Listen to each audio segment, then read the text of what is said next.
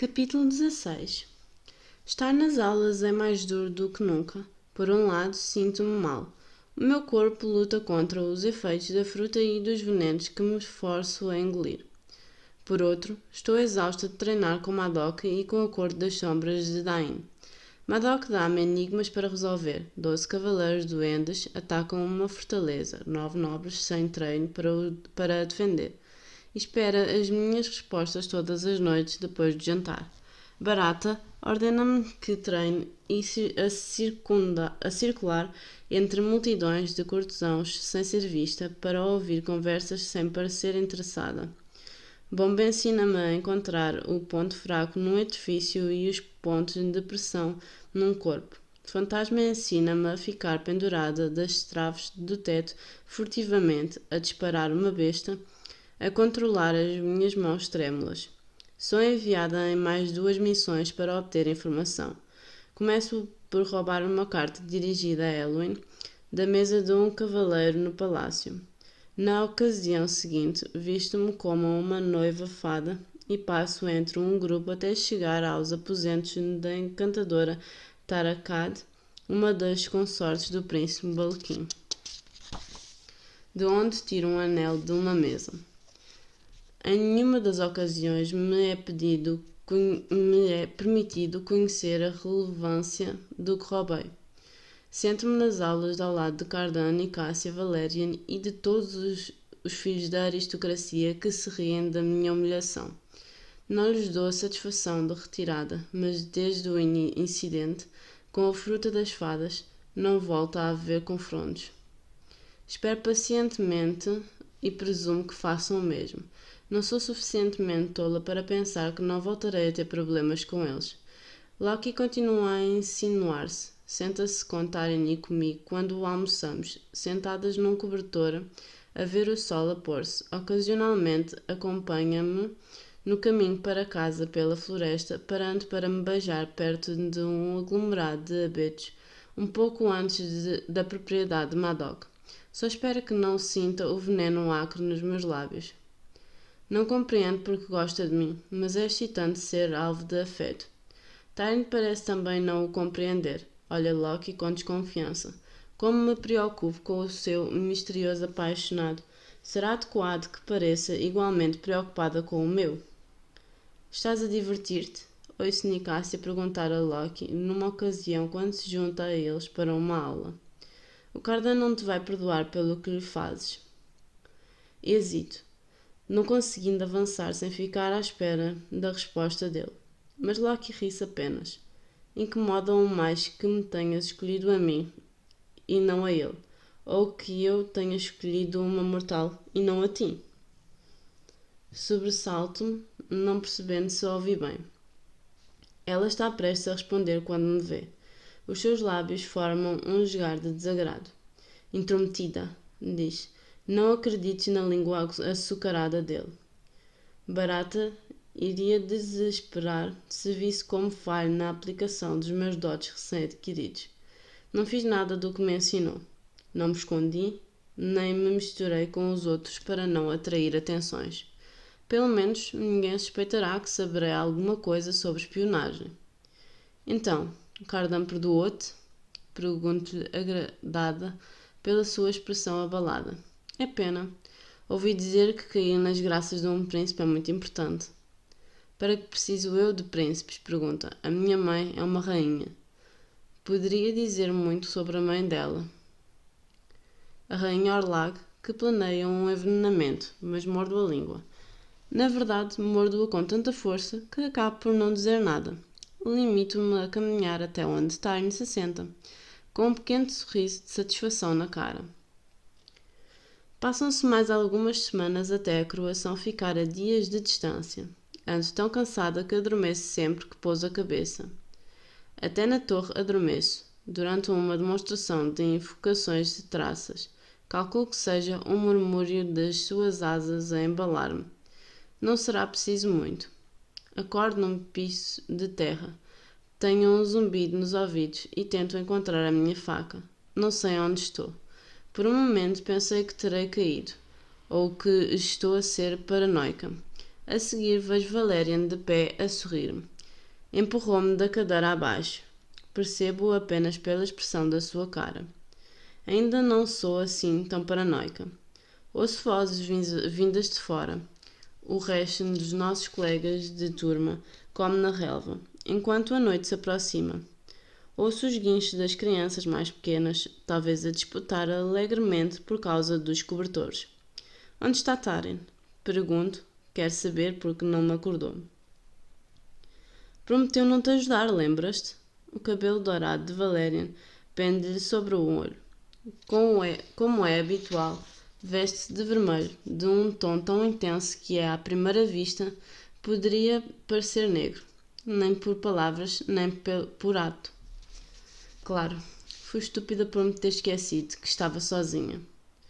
Levanto-me com esforço e noto uma nódoa negra na canela, enquanto o faço. Não sei quanto tempo dormi. Sacudo a túnica e as calças. Que queres? Estou desiludido, diz ele matreiro. Gabaste-me de que superarias o Cardan e, no entanto, não fizeste nada e amuas depois de uma pequena partida. A minha mão move-se automaticamente para o punho da minha espada.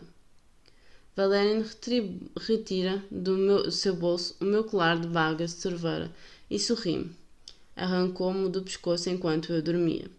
Estremeço ao pensar que esteve tão perto de mim e que, em vez de cortar o colar, podia ter-me cortado a pele. Agora farás o que te digo. Quase consigo cheirar o encanto no ar. Tece-me magia com as palavras. Chama o Cardan. Diz-lhe que venceu. Depois, lança-te da torre. Afinal, nascer mortal é como nascer já morto. A violência daquilo, a terrível determinação da sua ordem é chocante. Poucos meses antes, tê-lo-ia feito. Teria dito as palavras, ter-me-ia lançado. Se não tivesse feito aquele acordo com Dain, estaria morta. Valerian pode ter andado a planear a minha morte desde o dia em que me estrangulou. Recordo a luz que lhe vi nos olhos nesse momento, a avidez com que me viu asfixiar. Taren avisou-me que seria o meu fim, e eu disse-lhe que estava pronta para ele, mas não estou. Penso que vou pelas escadas, diga Valerian, esperando não parecer tão abalada como me sinto. A seguir, agindo como se tudo fosse normal, avanço para passar por ele. Por um momento parece apenas confuso, mas a sua confusão depressa se transforma em raiva. Bloqueia a minha fuga, atravessando-se nos degraus. Ordenei-te, por que não me obedeces? Olhando-o nos olhos, forço-me a rir. Por 2 vezes me levaste a melhor. Por 2 vezes esbanjaste a vantagem. Desejo-te sorte para a recuperares. Cospe-se quando fala furioso. Não és nada. A espécie humana finge ser tão resistente. As vidas mortais são um longo fingimento. Se não conseguissem iludir-se, cortariam as próprias gargantas para pôr fim à vossa miséria.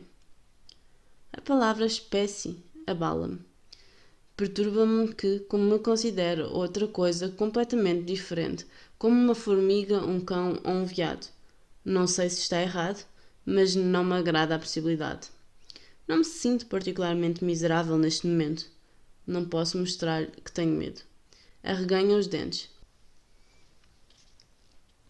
Que felicidade têm? Fornicar e procriar? Enlouqueceriam se aceitassem a verdade do que são. Não são nada. Quase não existem. O vosso único propósito é criar mais criaturas como vocês antes de sucumbirem a uma morte inútil e agonizante. Olho-o nos olhos. E? Parece abalado, embora o jogar não lhe desapareça da cara. Sim, claro, vou morrer. E sou uma grande mentirosa. E então? Empurra-me com força contra a parede. Então, perdes. Admite que perdeste. Tento libertar-me dele, mas segura-me a garganta, pressionando-a o suficiente com os dedos para bloquear a passagem do ar. Podia matar-te agora mesmo, diz, e serias esquecida. Seria como se nunca tivesses nascido. Perdendo o fôlego, retiro a faca do meu pequeno bolso e cravo-o no flanco. Encheio-o entre as costelas. Se fosse mais longa, ter-lhe-ia perfurado o pulmão.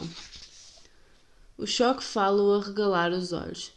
Afrouxa os dedos com que me prende. Sei o que Madoc diria. Que cravasse mais a lâmina. Que procurasse atingir uma artéria, o coração. Mas, se conseguisse, mataria um dos filhos preferidos de Ferry. Nem sequer consigo imaginar o meu castigo. Não és uma assassina. Cedo, e puxo a faca, escapulindo-me da sala. Volto a esconder a lâmina ensanguentada no meu bolso. As minhas botas embatem na pedra à medida que me encaminho para as escadas. Olhando para trás, vejo-o de joelhos, pressionando uma mão contra o flanco para estrancar o sangue. Deixa escapar um silvo de dor que me faz recordar que a minha faca é de ferro frio. Ferro frio fere muito as fadas. Não poderia sentir mais feliz por empunhá-la. Dobro a esquina e quase derrubo Tarim. Jude! Exclama. O que aconteceu? Vamos, digo-lhe, puxando-a na direção dos outros alunos. Tenho sangue nos dedos, mas não demasiado. Esfrego-os na túnica. Que te fez ele? Grita Tarim enquanto a puxo. Digo a mim mesma que não me incomoda que ela me tenha deixado. Não era responsabilidade sua arriscar-se, especialmente quando ela tornava claro que não queria envolver-se naquela disputa. Haverá uma parte traiçoeira de mim que está irritada e triste por ela não me ter acordado com um pontapé, quaisquer que fossem as consequências. Claro, mas nem eu conseguia adivinhar até onde Valerian iria, ou quão rápido chegaria a esse ponto. Atravessamos o relevado no momento em que Cardan vem ao nosso encontro. Veste roupas largas e empunha uma espada de treino. Se me cerra os olhos quando vê o sangue e aponta-me a lâmina de madeira. Parece-me que te cortaste. Pergunto-me se estará surpreendido por me ver viva. Pergunto-me se esteve sempre a olhar para a torre enquanto comia, esperando o espetáculo divertido do meu salto para a morte. Tira a faca de debaixo da túnica e mostra-a manchada de vermelho. Sorriu. Também posso cortar-te a ti. Jude! Diz Tarim. É óbvio que o meu comportamento a choca. É compreensível. O meu comportamento é chocante. Oh! Desaparece, diz-lhe Cardan, retirando importância à sua reação com um gesto. Não nos aborreças aos dois. Tarim recua um passo. Também me surpreende. Aquilo fará parte do jogo. A tua lâmina suja e hábitos ainda mais imundos têm algum significado. As suas palavras são altivas e arrastadas. Olha-me como se eu fosse rude, para lhe apontar uma arma. Embora tenha sido eu a ser atacada por um dos seus algozes 2 vezes, olha-me como se partilhássemos algum tipo de diálogo humorístico, mas não sei ao certo o que dizer. É verdade que não está preocupado com o que possa ter feito a Valerian? É possível que possa não saber que Valerian me atacou? Tarim avista Locke e vai atrás dele, a correr pelo campo. Conversam por um momento e ela parte. Cardan repara em mim a observar. Funga como se o meu cheiro fosse suficiente para o ofender. Locke começa a aproximar-se de nós, com postura gingona e olhos brilhantes. Acena-me.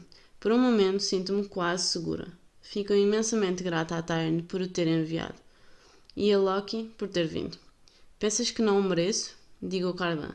Esboça um sorriso lento, como a lua a esconder-se sob as ondas do lago. Oh não, acho que são perfeitos um para o outro.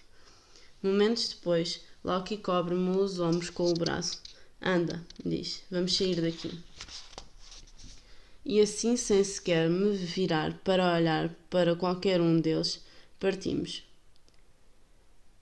Atravessamos a floresta torta, onde todas as árvores se curvam na mesma direção, como se tivessem sido empunhadas por um vento forte desde que eram rebentos. Para apanhar algumas amoras de silvas espinhosas que crescem entre elas. Preciso de soprar para retirar minúsculas formigas doceiras de cada uma antes de as pôr na boca. Ofereço uma amora a Loki, mas ele recusa. Resumindo, o Valerian tentou matar-me, digo acabando a minha história, e eu apunhalei-o. Os seus olhos, de raposa, fixam-se nos meus. Apunhalaste o Valerian. É possível que isso me traga alguns problemas, inspiro fundo. Abana a cabeça. O Valerian não dirá a ninguém que foi vencido por uma rapariga mortal. E o Cardan? Não ficará desiludido que o seu plano não tenha resultado? Olho para o mar visível entre os troncos das árvores. Parece alongar-se até ao infinito. Duvido que saiba, diz Loki, surpreendendo-me com um sorriso. Gosta que pensem que é o nosso líder, mas é a Nicásia quem mais aprecia o poder. Eu gosto de drama e o Valerian gosta da violência. O Cardan consegue providenciar-nos as três coisas, ou pelo menos pretextos para elas. Drama? Repito. Gosto que as coisas aconteçam, que as histórias se desenrolem, e se não encontrar uma história suficientemente boa, crio uma. Enquadra-se perfeitamente no modelo de trapaceiro naquele momento. Sei que ouviste a Nicásia falar sobre o que houve entre nós. O Cardan foi seu, mas só passou a ter poder sobre ele quando o abandonou por mim. Penso por um momento e enquanto o faço percebo que não seguimos pelo nosso caminho habitual até à propriedade de Madoc. Loki conduziu-me noutra direção. Para onde vamos? Para o meu domínio, diz com um sorriso satisfeito por ter sido apanhado. Não é longe. Acho que vais gostar do labirinto. Nunca estive numa das suas propriedades, além do Solarogo. No mundo humano, as crianças estavam sempre nos quintais dos vizinhos, a andar de baloiço, a nadar e a saltar, mas as regras ali não são as mesmas. A maioria das crianças na corte do Rei Altíssimo pertencem à realeza, enviadas de cortes mais pequenas para conseguirem influenciar príncipes e princesas, sem tempo para muito mais do que isso. Claro que, no mundo mortal, existem coisas como quintais. Ali há a floresta e o mar, pedras e labirintos, e flores que ficam vermelhas apenas quando regadas com sangue fresco. Não me agrada muito a possibilidade de ficar deliberadamente perdida num labirinto, mas sorrio como se nada me agradasse mais. Não quero desiludi-lo. Haverá um convívio mais tarde, continua Loki. Devias ficar, prometo que será divertido. Quando ouço aquilo, sinto um aperto no estômago. Duvido que dê uma festa sem os seus amigos. Isso parece-me tolo, digo querendo evitar uma recusa declarada do convite. O teu pai não gosta que fiques fora de casa até tarde? Loki olha-me com pena. Sei que tentas apenas fazer com que me sinta infantil, quando sabe perfeitamente porque não deveria estar lá, mas, mesmo sabendo o que faz, resulta. A propriedade de Loki é mais modesta e menos fortificada do que a de Madoc. Torres altas cobertas com telhas de casca de árvore manchadas pelo musgo erguem-se entre as árvores. A era e as madrasilvas que sobem em espiral pelo exterior das torres tornam tudo verde e viçoso. Uau! Digo. Passei por ali e vi as torres à distância, mas nunca soube a quem pertenciam. É lindo! Sorri prontamente. Entremos. Apesar de haver um par de portas grandiosas à frente, faz-me contornar a casa até uma pequena porta lateral que conduz diretamente à cozinha. Um tabuleiro de pães acabados de fazer repousa sobre a bancada, juntamente com maçãs, groselhas e um queijo amanteigado, mas não vejo criados que possam ter preparado aquilo. Involuntariamente penso na rapariga do Solaroco que limpava a lareira de Cardan. Pergunto-me onde a sua família pensará que ela está e que acordo terá feito. Penso na facilidade com que poderia ter sido eu ou no seu lugar. A tua família está em casa? Pergunto, afastando esse pensamento. Não tenho família, diz-me. O meu pai é demasiado selvagem para a corte. Apreciava mais a floresta profunda do que as intrigas da minha mãe. Partiu E a minha mãe morreu. Agora sou só eu. Isso é terrível, digo. É solitário. Ele retira importância às minhas palavras. Ouvi a história dos teus pais, uma tragédia digna de uma balada. Foi há muito tempo. A última coisa de que quero falar é de Madoc e de homicídios. O que aconteceu à tua mãe? Acena com uma mão novamente para desvalorizar o assunto. Envolveu-se com o Rei Altíssimo. Nesta corte, isso é suficiente. Houve uma criança, dele, suponho, e alguém que não queria que nascesse. A manita vinosa. Mesmo que tivesse parecido altivo no início do discurso, não o terminou assim. A manita vinosa. Pense na carta da Rainha Orlago que encontrei na casa de Balquim. Tento convencer-me de que a mensagem não podia referir-se ao envenenamento da mãe de Loki e que Balquim não tinha motivo para o fazer, quando Dain era já o herdeiro escolhido pelo Rei Altíssimo. Mas, por mais que tentasse convencer-me, não conseguia parar de pensar na possibilidade, no horror, de a mãe de Nicásia ter estado envolvida na morte da mãe de Loki. Não devia ter perguntado. Fui indelicada. Somos filhos da tragédia. Abana a cabeça e sorri. Não era assim que queria começar. Queria dar-te vinho, fruta e queijo. Queria dizer-te que o teu cabelo é belo como espirais de fumo e que os teus olhos têm exatamente a cor das nozes. Achei que poderia compor uma ode sobre isso, mas não sou muito bom com odes. Rio-me e vejo-o cobrir o seu coração como se tivesse sido cruelmente apunhalado. Antes de te mostrar o labirinto, deixa-me mostrar-te outra coisa. O quê? Pergunto curiosa. Pega-me na mão. Vem, diz-me matreiro, puxando-me pela casa fora. Chegamos a uma escada em espiral, subimos e não paramos de subir. Sinto-me zonza. Não há portas nem patamares, apenas pedra, degraus e o meu coração acelerado no peito. Apenas os sorrisos maliciosos dele e os olhos cor de âmbar. Tento não tropeçar, nem escorregar enquanto subo. Tento não abrandar, por mais zonza que me sinta. Penso em Valerian. Lança-te da torre. Continuo a subir, enchendo os pulmões com inspirações superficiais. Não és nada. Quase não existes.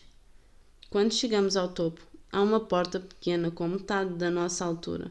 Encosto-me à parede, esperando recuperar o equilíbrio e vejo Loki virar a maçaneta elaborada de prata.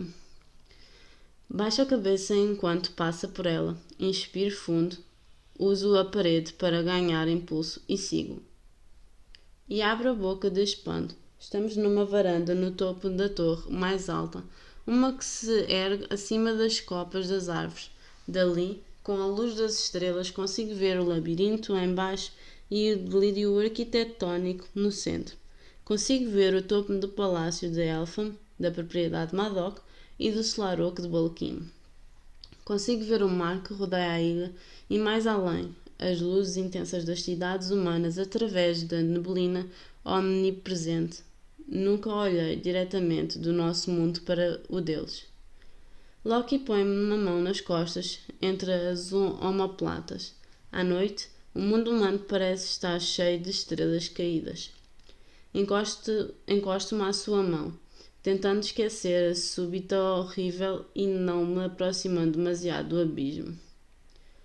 Já estiveste lá? Ele acena afirmativamente. A minha mãe levou-me quando era pequeno. Disse que o nosso mundo estagnava sem o vosso. Quer dizer que o mundo não é meu, que mal o compreendo, mas percebo o que tenta dizer e a correção falo-lhe a pensar que não percebia. O sentimento da sua mãe é bondoso, mais do que a maioria das opiniões acerca do mundo mortal. Seria ela bondosa também? Loki vira-se para mim e aproxima lentamente os seus lábios dos meus. São macios e o seu hálito quente. Sinto-me tão distante do meu corpo como as luzes da cidade longínqua. Estendo a mão para o parapeito e seguro com força enquanto o braço dele me envolve a cintura e me puxa para a realidade, querendo convencer-me de que estou ali e que aquele momento, muito acima de tudo, é real. Afasta-se. És mesmo bonita, diz. Nunca me senti tão feliz por saber que não conseguem mentir. Isto é incrível, digo olhando para baixo. Parece tudo tão pequeno como a maquete de um estratega. Ri-se como se fosse impossível que falasse a sério. Depreendo que passes muito tempo no gabinete do teu pai. O suficiente, digo. O suficiente para saber que hipóteses tenho contra o Cardan, contra o Valerian e a Nicásia, contra vocês. Pega-me na mão. O Cardan é um tolo. O resto de nós não importa. O sorriso dele é forçado. Mas talvez isto faça parte do teu plano. Convenceres-me a levar-te até ao coração da minha fortaleza. Talvez estejas prestes a revelar-me o teu plano malévolo e a vergar-me à tua vontade. Para que saibas, não me parece que seja muito difícil vergar-me à tua vontade. Não consigo evitar rir-me. Não tens nada a ver com eles. Não tenho? Pergunta. Fixo nele um olhar demorado. Não sei. Vais ordenar-me que salte desta varanda? Ergue as sobrancelhas. Claro que não. Então não és como eles. Digo espetando-lhe um dedo no centro do peito. Espalmo a mão, quase inconscientemente, deixando o calor do corpo dele lastrar pela minha palma. Não percebi o frio que sentia, ali exposta ao vento. Não és como disseram que serias, diz ele, curvando-se sobre mim. Volta a beijar-me. Não quero pensar nas coisas que terão dito. Não naquele momento. Quero a boca dele na minha e apagar tudo o resto. Demorámos muito tempo a voltar às escadas. Passo-lhe as mãos pelo cabelo, beijo-lhe o pescoço, encosto-me à parede de pedra antiga. Tudo é lento e perfeito e não faz sentido nenhum. Aquela não pode ser a minha vida. Não se parece nada com a minha vida. Sentámo-nos diante da longa e vazia mesa de banquetes e comemos queijo e pão. Bebemos vinho verde pálido, com sabor a ervas em cálices enormes que Loki encontra no fundo de um armário. Estão tão cobertos de pó que ele precisa de os lavar 2 vezes antes de podermos usá-los. Quando terminamos, pressiona-me contra a mesa, erguendo-me para ficar sentada sobre ela, com os nossos corpos unidos. É excitante e aterrador, muito parecido com Fairy. Não sei se sou muito boa a beijar. A minha boca é trapalhona. Sou tímida.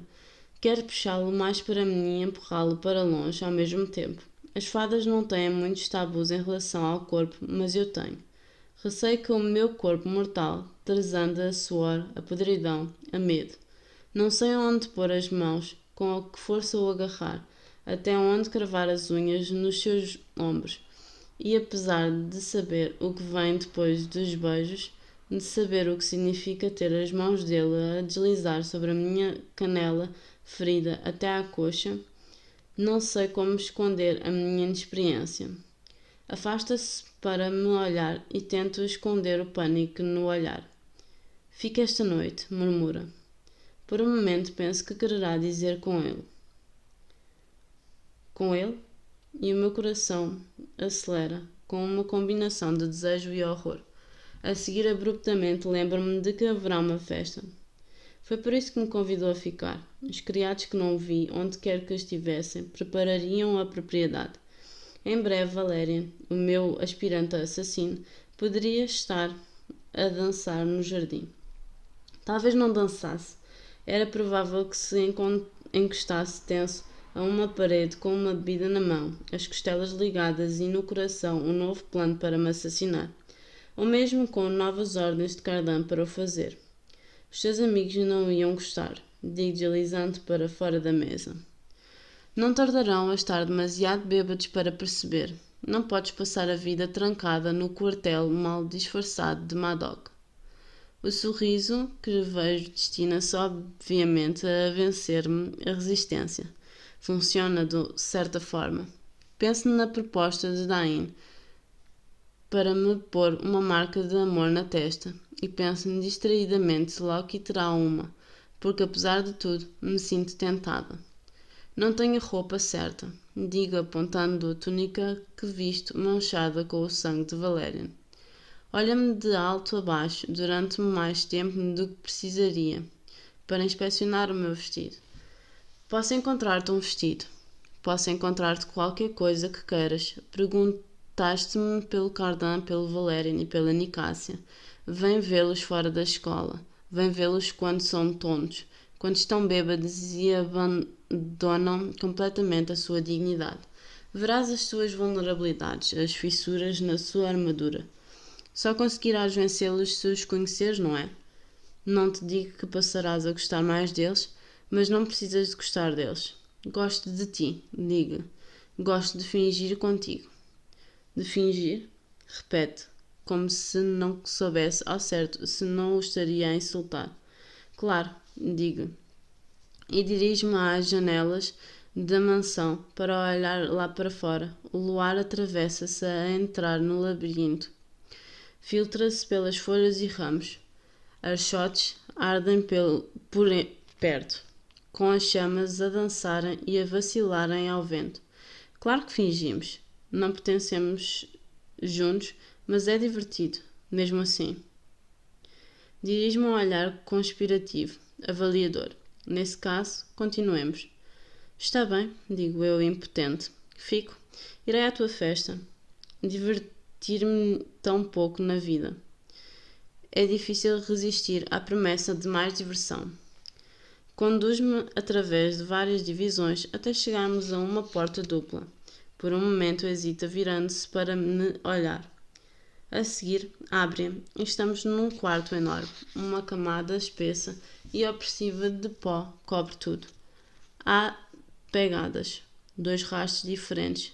Veio ali antes, mas não muitas vezes. Os vestidos no armário eram da minha mãe. Leva emprestado o que quiseres, diz pegando-me na mão. Vendo aquele quarto intocado no centro da casa, compreendo o sofrimento que o fez trancá-lo durante tanto tempo. Agrada-me que me tenha deixado entrar. Se tivesse um quarto cheio com as coisas da minha mãe, não sei se deixaria alguém entrar. Nem sequer se eu entraria. Abro um dos armários. Muita da roupa está comida pelas traças, mas percebo o seu esplendor de outrora.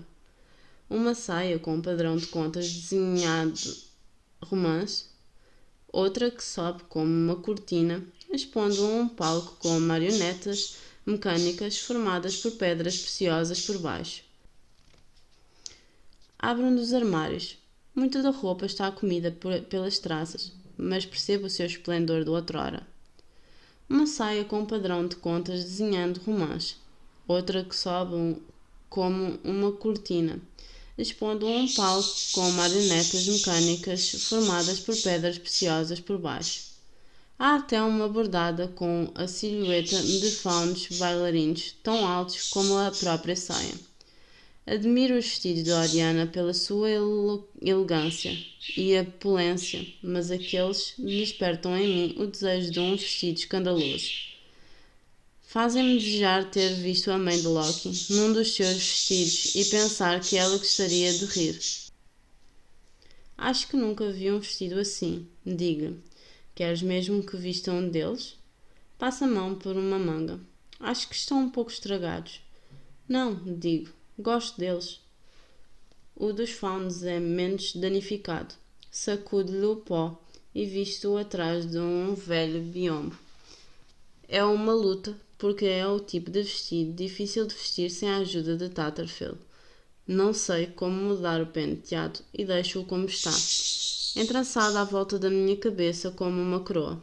Quando limpo um espelho de prata com a mão e me vejo vestida com a roupa de uma fada morta, estremeço. De repente não sei porque estou naquele sítio. Não tenho certezas acerca das intenções de Loki. Quando tenta pôr-me as joias da sua mãe, recuso. Vamos para o jardim, digo. Já não quero estar naquele quarto vazio entre os seus ecos. Pousa o longo colar de esmeraldas que segurava. Enquanto saio, olho para o armário de roupas que se desintegram. Apesar do meu desconforto, há uma parte de mim que não consegue evitar imaginar como seria ser a senhora daquele sítio. Ou imaginar o príncipe Dain com a coroa. imaginar-me a receber convidados à volta da mesa longa contra a qual nos beijamos, com todos os meus colegas a beberem vinho verde pálido e a fingirem que nunca tentaram matar-me. Imaginar Loki com a mão na minha. E imaginar-me a mim, espiando-os a todos ao serviço do rei. O labirinto é mais alto do que um ogre e formado por folhas de um verde profundo, densas e brilhantes. Aparentemente, o círculo de Cardan encontra-se frequentemente ali. Consigo ouvi-los no centro do labirinto quando caminho do lado de fora com Loki, atrasado para o seu próprio encontro. O cheiro a licor de pinheiro paira no ar. As chamas dos archotes protegem as sombras longas e tingem tudo de escarlate. Os meus passos abrandam. Enfiando uma mão no bolso do vestido emprestado, toco na minha faca, ainda manchada com o sangue de Valerian. Quando o faço, os meus dedos tocam também outra coisa. Algo que a mãe de Loki terá deixado ali anos antes. Puxo para fora o seu ornamento, como uma bolota dourada. Não parece uma joia, não tem corrente. E não consigo imaginar que outro propósito terá além de ser bonito. Volto a deixá-lo no bolso. Loki segura-me a mão à medida que dobramos esquinas no interior do labirinto. Não me parece que sejam muitas. Tento fazer um mapa mental para o caso de precisar de encontrar o caminho sozinha. A simplicidade do labirinto deixa-me mais nervosa do que confiante. Não acredito que existam muitas coisas simples em Fairy. Em casa, o jantar terminará sem mim. Taryn segredará a Vivi que fui a algum sítio com Loki. Madoc irá ficar de sangue franzido enquanto apunhala a carne, irritado por me ver faltar às suas lições. Enfrentei coisas piores. No centro do labirinto, um flautista interpreta uma canção ondulante e desvairada. Pétalas de rosa brancas esvoaçam pelo ar. Há membros do povo ali reunidos a comer e a beber à volta de uma mesa longa, que parece estar coberta, sobretudo, com diferentes destilações. Licores em que flutuam raízes de mandrágora, vinho de ameixa ácida e um licor transparente embebendo-se punhados de cravinho vermelho. Ao lado deles, frascos de olvido dourado. Cardan está deitado num cobertor com a cabeça caída para trás e a camisa branca larga desabotoada. Mesmo que a noite tivesse começado pouco antes, parecia estar muito bêbado. Tinha a boca manchada de dourado. Uma rapariga com cornos que não conheço beija-lhe o pescoço e outra, com cabelo de narciso, pressiona a boca contra a barriga da sua perna, imediatamente acima do topo da bota. Para meu alívio, não vejo Valerian. Espero que esteja em casa a curar o ferimento que lhe infligi. Loki traz-me um pouco de licor e bebo um golo pequeno e ardente para ser educada. Começo a tossir imediatamente. Nesse momento, Cardan olha-me. Os seus olhos estão quase fechados, mas consigo perceber o seu brilho, úmido como um alcatrão fresco. Olha-me enquanto a rapariga lhe beija a boca, continuando a olhar-me enquanto a rapariga enfia a mão por baixo do cós da sua ridícula camisa de folhos. Sinto as bochechas quentes. Afasto o olhar. Nesse momento, enfureço-me comigo mesma por lhe dar a satisfação de parecer desconfortável. É ele quem está a dar espetáculo. Vejo que um membro do Círculo dos Vermes decidiu agraciar-nos com a sua presença esta noite, diz Nicásia, aproximando-se de nós. Usa um vestido com todas as cores do pôr do sol e fita. Mas qual delas é? Aquela de quem não gostas, digo-lhe ignorando a provocação. Aquilo provoca-lhe uma gargalhada aguda e falsa. Oh, talvez surpreendesses o que alguns de nós sentem acerca das duas. Prometi-te melhor diversão do que esta, afirma Loki, rígido, segurando-me o cotovelo. Sinto-me grata quando me puxa para uma mesa baixa coberta com almofadas, mas não consigo evitar um pequeno aceno cheio de fel a Nicásia, enquanto me afasto. Despejo a minha bebida na relva, quando Loki se distrai. O flautista termina e um rapaz nu, reluzente de tinta dourada, pega numa lira e canta uma canção obscena sobre corações partidos. Oh, senhora bela, oh, senhora cruel, como sinto falta do teu doce desgoverno. Sinto falta do teu cabelo, sinto falta dos teus olhos, mas mais ainda do teu mel. Loki volta a beijar-me à frente da fogueira, à vista de todos. Não sei se olham, porque fecho os olhos com tanta força quanto me é possível.